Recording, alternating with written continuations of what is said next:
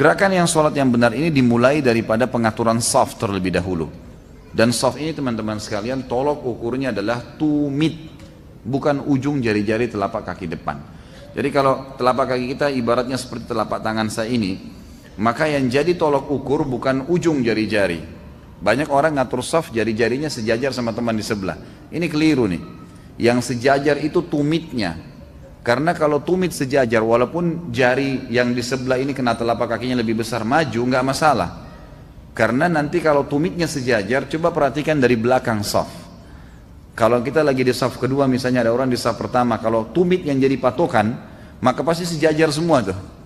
Tapi kalau yang mereka jadikan patokan adalah jari-jari depan, maka di belakang pasti ada yang keluar dari shaf, gitu kan? Makanya di zaman Nabi SAW jadikan patokan adalah tumit seseorang. Dan memang para sahabat meriwayatkan kepada kita, kalau kami mendengarkan iqamah di zaman Nabi SAW, iqamah sholat, maka kami pun mempertemukan tumit kami dengan tumit teman kami. Tumit sama tumit ketemu. Jadi kakinya telapak kakinya jangan seperti kipas gini ya, tetapi dibuka tumitnya sehingga semuanya menghadap ke depan.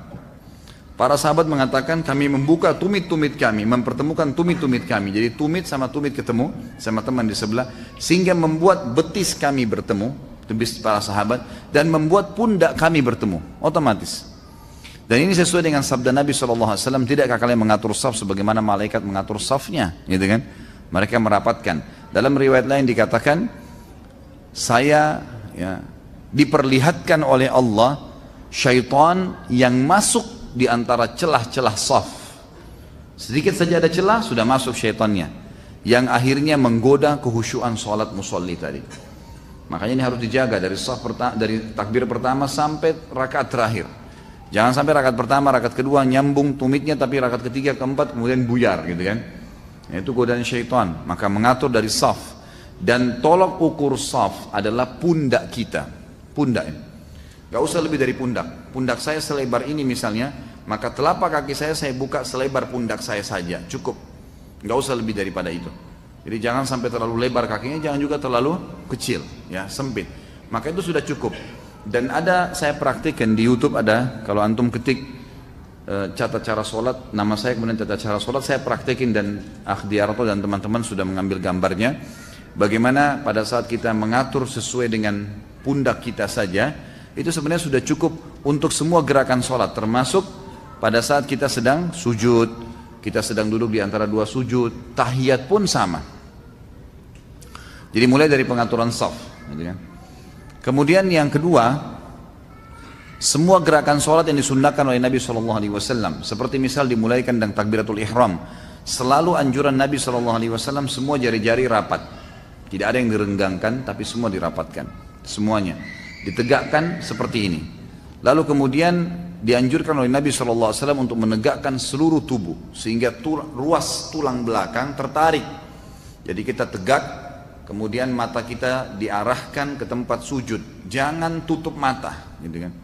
Karena Nabi SAW menganjurkan dan mengatakan Allah terus memandang wajah seorang hamba selama matanya terarah ke tempat sujudnya. Syaitan biasa mengajak kita untuk tutup mata dengan alasan lebih khusyuk. Sama sekali nggak khusyuk, itu bohong, itu dusta dari syaitan. Antum khusyuknya 1-2 detik, 5 detik, setelah itu menghayal. Ini lebih lagi kalau orang sudah tutup mata, dibisikin sama syaitan kau akan lebih khusyuk, lalu tambah lagi sholatnya sir, sholat duhur, suaranya dihilangkan, tidur sekalian, gitu kan. Jadi mestinya nggak boleh. Sholat sir pun, sholat yang duhur dan asar itu sir artinya nyecilin suara. Dia harus keluarin sesuai dengan, ya, dia dengar, sampai dia dengar pribadi. Alhamdulillahirrabbilalamin, ar-Rahmanir-Rahim. Dia dengar sendiri, jangan hilangin, jangan dibaca dalam hati. Jadi dalam sholat baca dengan suara, walaupun sholat duhur dan asar sir sifatnya mengecilkan, diikutkan dengan mata yang dibuka ke tempat sujud, jangan dialihkan. Tadi hadis berbunyi Allah terus memandang wajah seorang hamba selama dia mengarahkan pandangannya ke tempat sujudnya. Kemudian telapak tangan ini ujung jarinya disejajarkan dengan pundak atau kuping, gitu kan? Dan dimajukan sedikit dari arah dada, kurang lebih seperti ini. Allahu Akbar. Tentu tangan kirinya saya juga akan seperti ini. Ini bisa sejajar dengan pundak dan ini ditarik, ruas tulang belakang terasa tertarik dan seperti ini. Allahu Akbar, ada jarak antara pundak sama telapak tangan. Jangan terlalu ditarik ke belakang, jangan juga terlalu maju ke depan, tapi ada jarak yang kurang lebih kita merasa sudah cukup. Atau dinaikkan sedikit sejajar dengan kuping. Dan ini telapak tangan yang sepertinya teman-teman sekalian adalah standarnya. Ini standarnya. Jadi nanti Allahu Akbar takbiratul ihram, pada saat mau ruku kita juga Allahu Akbar lagi kan? Kembali lagi ke gerakan ini dasar Allahu Akbar. Sami Allahu liman hamidah, kembali ke gerakan yang sama nih, gitu kan? Kemudian juga pada saat bangun dari rakaat kedua ke rakaat ketiga, setiap kali selesai 2 rakaat dianjurkan untuk mengangkat tangan lagi, karena dianggap hukum sholat awalnya semuanya 2 rakaat. Waktu pertama Isra Mi'raj, 5 waktu sholat itu semuanya 2 rakaat. Nanti setelah hijrah Nabi SAW ke Madinah barulah berubah rakaatnya seperti yang kita tahu sekarang. Duhur ditambah, duhur dan asar dan isya ditambah 2 rakaat, maghrib ditambah 1 rakaat, dan subuh yang tetap dengan hukum yang awal gitu. Maka setiap kali berdiri dari rakaat kedua itu dianjurkan Allahu Akbar, mengangkat lagi tangan. Nah, mengangkat tangannya seperti ini lagi, gitu kan? Jadi sama. Pada saat sujud pun sama. Antum meletakkan telapak tangan di bawah itu sama dengan takbiratul ihram, sejajar dengan ini atau dengan kuping. Maka diletakkan di tempat sujud sama posisinya, gitu kan? Sama posisinya. Ini gerakan takbirnya. Kemudian tadi mata dilihat ke tempat sujud, kemudian dadah dibusungkan ke depan, tulang rusuk terasa tertarik, baru Allahu Akbar. Lalu sunnahnya mempertemukan antara punggung bagian dalam telapak tangan kanan dengan punggung bagian luar telapak tangan kiri. Seperti ini diletakkan. Atau telapak tangan kanan memegang telapak tangan kiri, seperti ini, dipegang. Atau di punggung tadi ya. Dan diletakkan di awal dada. Jadi tidak terlalu di atas, tidak juga di bawah, tapi kurang lebih di atas ulu hati ya. Jadi kita bisa mencontohkan seperti ini. Allahu Akbar ya. Atau Allahu Akbar seperti ini ya. Nanti insya Allah di akhir pertemuan sebentar, kalau memang butuh saya praktekin, saya akan praktekin nanti di depan teman-teman. Tapi yang jelas seperti ini takbiratul ihramnya. Kemudian setelah kita letakkan di dada kita, pundak nggak usah ikut naik ya, ini biasa saja seperti ini. Jadi akan sangat beda sekali kalau kita melakukan sunnah Nabi dengan bukan sunnah Nabi. Saya kasih contoh. Orang kalau misal mengikuti sunnah Nabi, mengatakan misalnya Allahu Akbar, meletakkan telapak tangan di sini, pasti beda sekali dengan orang yang begini. Ada orang yang begini ya. Ada orang yang begini. Saya tidak tahu apa alasannya. Ada yang di kiri, ada yang di kanan, ada yang begini ya. Jadi beda sekali. Allahu Akbar di sini. Ini sunnah Nabi sallallahu alaihi wasallam. Dan coba praktekin, akan antum merasakan manfaatnya, gitu kan? Kemudian mulailah kita membaca. Tentu saya tidak praktikkan sekarang bacaannya iftitah, baca Al-Fatihah. Iftitah ada 7 macam bacaan. Kemudian kita ruku sama. Allahu Akbar, ruku. Ruku ini disunnahkan menggenggam lutut. Jadi tangan kanan dan kiri menggenggam lutut kita. Lalu kemudian kalau yang saya praktikkan, teman-teman juga bisa praktikin. Coba kalau ada cermin di kamar tidur sana, di kamar rumah kita, perhatikan, coba turunkan ya punggungnya dan rata. Ciri-cirinya adalah otot paha belakang kita terasa tertarik. Dan coba lihat ya seperti itu, karena dikatakan dalam hadis Nabi SAW kalau ruku itu kalau ditaruh pun air di punggung beliau tidak tumpah, wadah air tidak akan tumpah karena rata sekali. Jadi jangan turun, jangan juga naik. Caranya nanti saya katakan tadi bisa dilihat di cermin. Saya pernah praktikkan begitu dan alhamdulillah saya berhasil gitu kan. Ini pengalaman pribadi. Kemudian sami Allahu liman hamida, sama, bangun dari ruku, tegakkan semua badan lalu kembalikan tangan seperti begini. Nah, khusus sami Allah liman hamidah di i'tidal ada 2 cara. Sami Allahu liman hamidah bisa kembali ke dadah lagi, atau sami Allah liman hamidah kembali ke samping kanan dan kiri telapak tangan. Ini beranjak daripada satu hadis sebenarnya yang membuat ada 2 pendapat ulama. Yang pertama adalah bunyi hadisnya begini. Nabi SAW kalau bangun dari ruku, maka seluruh anggota tubuh beliau kembali seperti semula. Bahasa seperti semula ini adalah maksudnya, pendapat pertama bilang sesudah takbiratul ihram. Jadi kalau habis Allahu Akbar kan tangannya di dada. Maka mereka mengatakan yang dimaksud kembali seperti semula adalah begitu bangun dari ruku maka kembali seperti semula, seperti kalau habis takbir. Jadi sami Allah liman hamidah letakkan di dada. Kemudian yang kedua mengatakan sebelum takbir tangannya ke kanan kiri dulu, kemudian baru Allahu Akbar. Dan ini dua-duanya benar, jangan ada saling menyalahkan, karena beranjak daripada hadis yang sama, cuma penjabarannya saja yang berbeda. Dan saya sarankan, Allahu alam, yang saya ambil juga dari beberapa pendapat seperti Ibnu Qayyim rahimahullah, beliau sering kali menyebutkan kalau dalam bab sholat itu kalau ada khilaf di antara ulama yang beranjak daripada dalil yang sama, semestinya setiap muslim melakukan dua-duanya, karena dalilnya jelas, sehingga dia mendapatkan pahala yang ini, mendapatkan pahala yang itu. Yang penting dalilnya jelas, gitu kan? Dan memang dalilnya sama, cuma penjabarannya yang berbeda. Kemudian setelah itu sujud, dan kata Nabi SAW, aku diperintahkan sujud dengan menggunakan 7 anggota tubuh, 7 anggota tubuh, dahi dan hidung. Ini semuanya harus kena. Jangan alasan hidung saya pesek gitu. Nah, itu bukan alasan. Allah sudah ciptakan begitu, ya sudah terima, gitu kan? Jadi dahi sama hidung harus tersentuh. Ada orang dahinya saja yang turun. Ini nggak boleh. 7 anggota tubuh nomor 1 adalah dahi dan hidung. Dua-duanya dikenakan. Kemudian 2 dan 3 adalah telapak tangan. Nah ini tadi saya bilang waktu kita takbiratul ihram, Allahu Akbar. Maka sama ini pada saat sujud. Allahu Akbar diletakkan di tempat sujud. Posisinya sama dengan kalau kita takbiratul ihram. Ujung jarinya sejajar dengan pundak atau kuping. Kemudian jadi 1, 2, 3. 4 sama 5 adalah kedua lutut, 6 sama 7 2 telapak kaki. Tinggal telapak kaki teman-teman sekalian harus diperhatikan jari-jarinya semua rapat, gitu kan, telapak kaki. Kemudian telapak kakinya dipertemukan, bukan dibuka, dipertemukan. Karena Nabi SAW mempertemukan antara telapak kaki beliau. Maka dipertemukan dan dianjurkan. Imam Malik rahimahullah menekankan kalau bisa jari-jarinya disujudkan. Artinya ditekuk, gitu kan. Jadi bukan cuma berdiri tapi jari-jari diikutkan sujud. Ini termasuk sunnah. Kemudian setelah itu duduk di antara 2 sujud, duduknya namanya iftirash.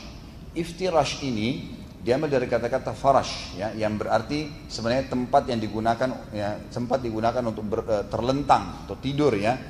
Itu karena telapak kaki kiri kita dipakai untuk didudukin, ya. Dan telapak kaki kanan kita berdiri, itu namanya iftirash. Duduk iftirash, gitu kan. Dan duduk iftirash ini sama dengan pada saat kita turun untuk sujud, teman-teman sekalian, sekali lagi patokannya pundak kita saja. Tidak usah lebih daripada pundak. Jangan kena sejadah antum besar, antum lebarin kaki, gitu kan? Tidak usah. Apalagi orangnya kecil, untuk apa? Kayak orang lain nggak boleh masuk ke sejadahnya dia. Jangan. Cukup pundak kita saja, gitu kan? Jadi ini perlu untuk digarisbawahi. Kemudian pada saat duduk di antara 2 sujud, dianjurkan agar tetap jari-jari rapat, ujung jari sejajar dengan ujung paha. Jadi bukan menutupin lutut, ya, tapi diletakkan di ujung paha. Dua-duanya jari kita dirapatin seperti waktu takbiratul ihram, diletakkan di atas paha kita, gitu ya. Sambil membaca dengan tenang, mata tetap ke tempat sujud. Lalu sujud lagi kembali. Kemudian pada saat mau berdiri ke rakaat kedua, disunnahkan duduk dulu. Ini duduk istirahat, ya, gitu. Duduk dulu iftirash. Kemudian sunnahnya melakukan 2 gerakan. Jadi bisa mengepal telapak tangan pada saat mau berdiri ke rakaat kedua, ya. Duduk dulu, kemudian mengepal telapak tangan, ditekan di tanah di bagian depan kita, lalu ini menopang tubuh kita ke atas.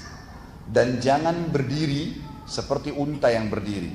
Unta itu bagaimana? Kalau dia mau berdiri, kaki depannya di bawah, itu dia akan mengangkat bokongnya dulu, gitu kan. Jadi belakangnya dulu yang diangkat sama dia, baru kemudian depannya berdiri. Jadi kita dianjurkan menekan tubuh, memang membuat tubuh kita berdiri dulu, baru kemudian diikuti dengan anggota tubuh yang lain. Cara yang kedua adalah menekan paha. Di riwayat lain dikatakan Nabi SAW menekan paha. Menekan paha lalu mendorong tubuh ke atas dengan topangan paha tadi. Tapi sama, tetap pundak yang lebih dulu berdiri. Lalu kemudian kembali seperti gerakan awal, kita meletakkan di dada lalu membacanya. Terakhir teman-teman sekalian adalah pada saat kita mau salam. Salam ini khilaf di antara ulama tentang masalah tata cara duduknya.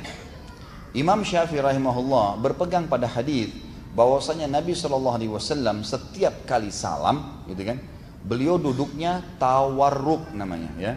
Tadi iftirash. Iftirash itu telapak kaki kiri kita dibaringkan lalu kita duduk di atasnya. Kalau tawarruk adalah, maaf, bokong kita yang di bawah. Seperti kalau tahiyat terakhir, ya.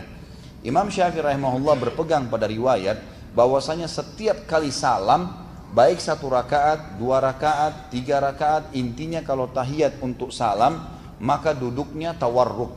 duduknya tawarruk. Jadi misal witir 1 rakaat, Imam Syafi'i mengatakan tetap bokong kita turun ke tanah, gitu kan. Sholat subuh 2 rakaat ya tetap duduk juga seperti itu. Sholat lebih daripada itu, yang penting salam sama, duduknya tawarruk. Jumhur ulama, Imam Malik, Imam Ahmad dan Imam Abu Hanifah mengatakan duduk yang sebenarnya adalah kalau duduk itu 2 rakaat ke bawah, 2 rakaat ke bawah, beranjak daripada riwayat bahwasanya Nabi SAW setiap 2 rakaat duduknya iftirash, salam atau tidak salam, berarti 2 rakaat ke bawah seperti 1 rakaat witir terakhir. Imam Jumhur ulama mengatakan duduknya tetap iftirash, telapak kaki kiri kita didudukin. Kalau 2 rakaat seperti subuh juga sama, iftirash juga, dudukin telapak kaki, gitu kan. Kalau sudah lebih dari 2 rakaat, seperti orang menggabungkan antara menggabungkan witir langsung 3 rakaat. Dia kan duduk di tahiyat terakhir saja ya, tidak pakai tahiyat awal. Maka duduknya langsung tawarruk. Jumhur mengatakan kalau dia rakaat pertama sama rakaat kedua, maka duduknya tetap iftirash. Kalau lebih dari 2 rakaat baru duduknya tawarruk. Tapi dua-duanya pendapat ini berpegang pada riwayat.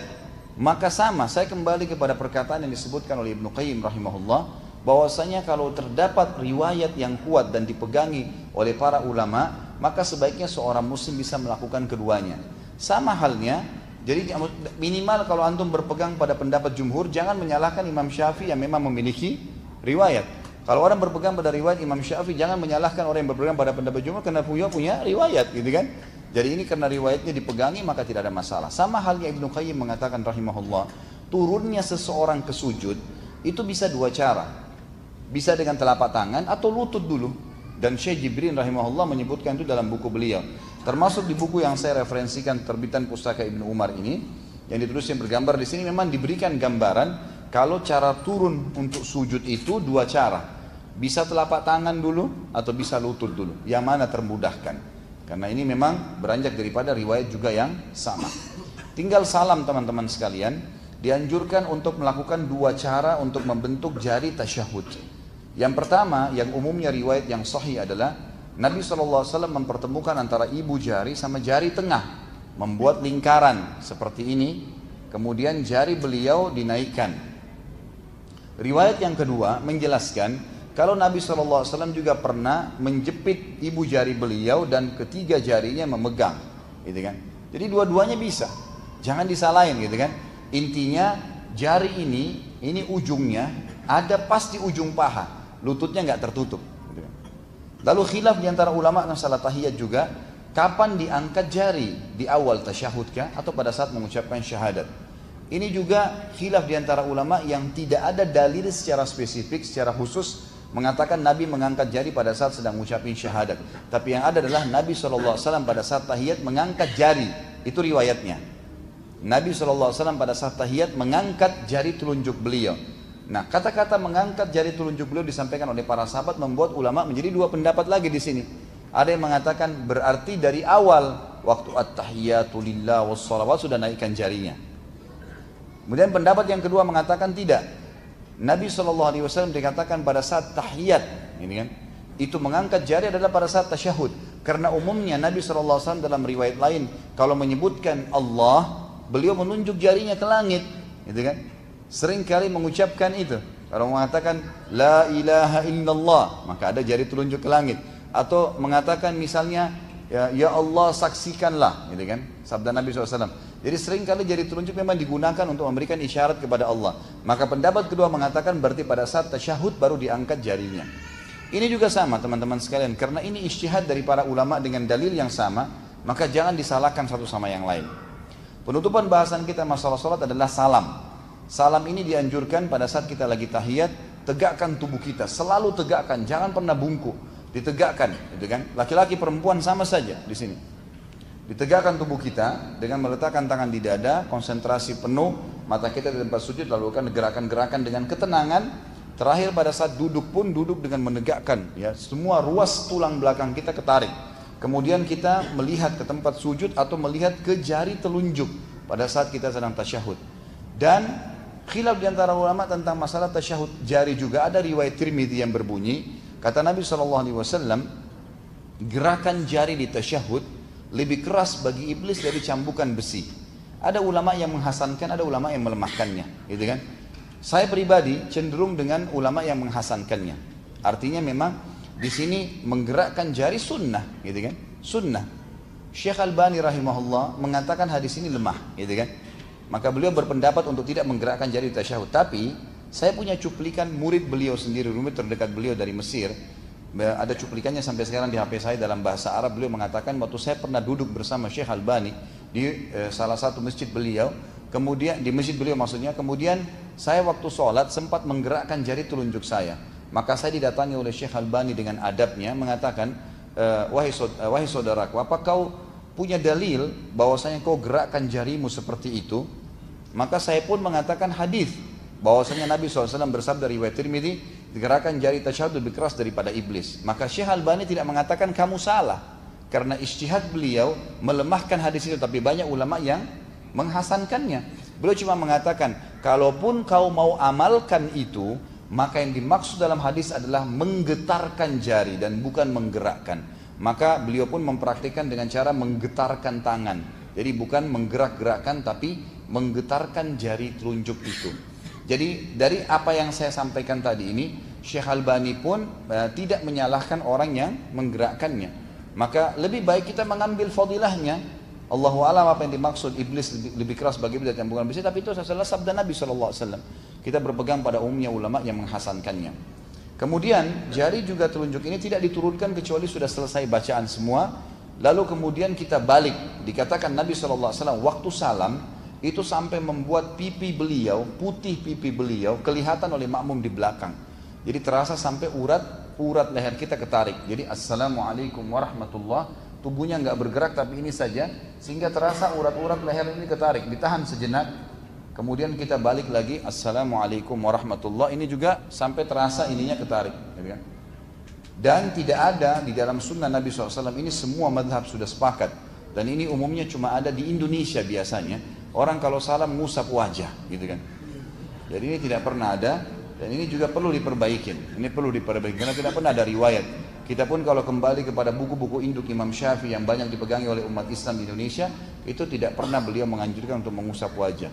Jadi teman-teman yang berpegang mazhab Syafi'i pun seperti di Mesir, di beberapa negara lain, mereka tidak ada salam, setelah salam mengusap wajah mereka, gitu kan. Jadi ini termasuk selesai salam berarti sudah selesai.